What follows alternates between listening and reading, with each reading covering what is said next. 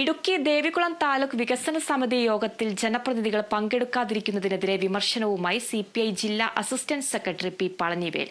താലൂക്ക് വികസന സമിതി യോഗം വെറും പ്രഹസനമായി മാത്രമേ കാണാൻ കഴിയുമെന്ന് പി പളനിവേൽ കുറ്റപ്പെടുത്തി.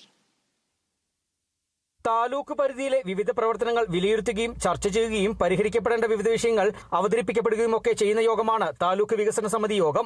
ജനപ്രതിനിധികളും ഉദ്യോഗസ്ഥ പ്രതിനിധികളും വിവിധ രാഷ്ട്രീയ പാർട്ടി പ്രതിനിധികളുമൊക്കെ യോഗത്തിൽ പങ്കെടുക്കും.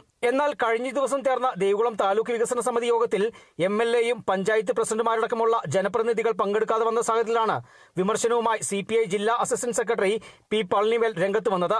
താലൂക്ക് വികസന സമിതി യോഗം വെറും പ്രഹസനമായി മാത്രമേ കാണാൻ കഴിയുന്നുവെന്ന് പി പളനിവേൽ കുറ്റപ്പെടുത്തി. താലൂക്ക് വികസന സമിതിയിൽ തീരുമാനം എടുപ്പதற்குள்ள நம்முடைய கன்வீனர் MLA இந்த மீட்டிங்கில் இல்லை.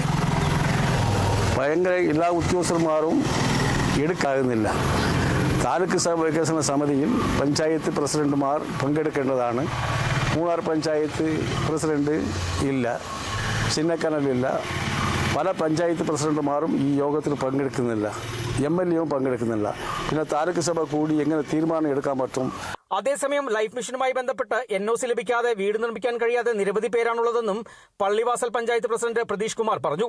താലൂക്ക് വികസന സമിതിയിൽ ഇതെല്ലാം ചർച്ച ചെയ്തെങ്കിലും യോഗത്തിൽ തീരുമാനമാകുന്നില്ലെന്നും കുറ്റപ്പെടുത്തി. ഈ ലൈഫ് NOCയിൽ വരുന്ന കാലതാമസത്തെ സംബന്ധിച്ചാണ് ഇത് പലതവണ ആവർത്തിച്ച് ബഹുമാനപ്പെട്ട ജില്ലാ കളക്ടറിന് മുമ്പാകെയും അതുപോലെ തന്നെ തഹസിൽദാരെയും എല്ലാം തന്നെ ഇത് പലവട്ടം ഫോണിലൂടെയും അല്ലാതെയും കത്ത് മുഖേനയും എല്ലാം തന്നെ അറിയിച്ചിട്ടുള്ളതാണ്.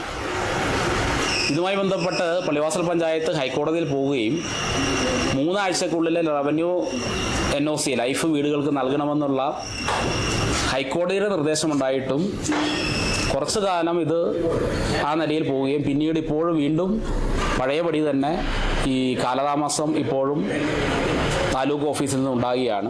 താലൂക്ക് വികസന സമിതി യോഗത്തിൽ ഉണ്ടാകുന്ന ഉദ്യോഗസ്ഥരുടെയും ജനപ്രതിനിധികളുടെയും കുറവ് വികസനത്തിന് തിരിച്ചടിയാവും. Kerala vision news, Idukki.